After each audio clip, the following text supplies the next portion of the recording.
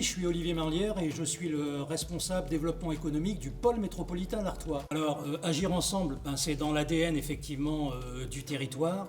Agir ensemble, c'est se concerter, c'est réfléchir et donc c'est mettre en action certaines choses, et notamment dans le cadre du parc d'innovation d'Artois.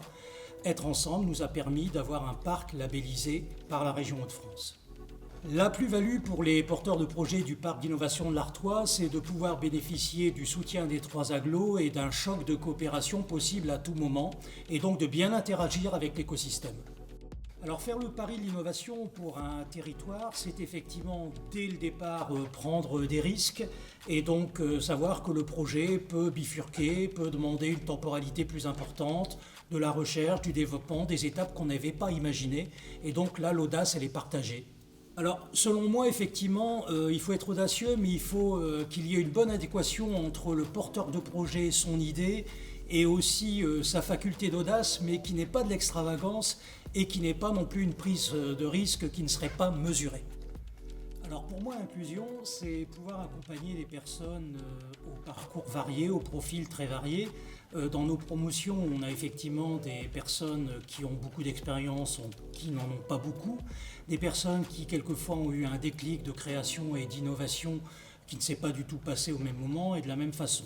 D'accompagner aussi tout type d'innovation. Alors bien sûr, il y a l'innovation technologique que tout le monde connaît, mais n'oublions pas l'innovation sociale, et elle a toute sa place dans le parc d'innovation d'Artois. Et puis après, il peut y avoir aussi l'innovation en matière de business model. Donc en fait, c'est tout type d'innovation que nous souhaitons accompagner.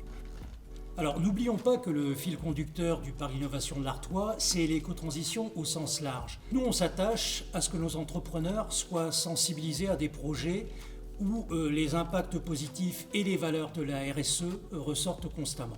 Alors oui, la confiance, c'est la base, parce qu'on peut même parler de tiers de confiance, puisqu'il y a une confiance vers l'opérateur qui va gérer le parc et les différentes parties prenantes.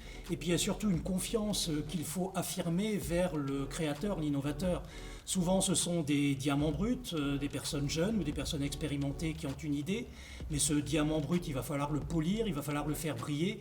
Et donc là, il y a une notion de risque et d'accompagnement qui est évidente. Donc la confiance, c'est aussi de la bienveillance. Et c'est pour ça qu'au Parc Inno, c'est une valeur importante. On dit que la meilleure façon de savoir si on peut faire confiance à quelqu'un, c'est de lui faire confiance. Voilà, méditez ça, ça me paraît intéressant. Puis allez, lance.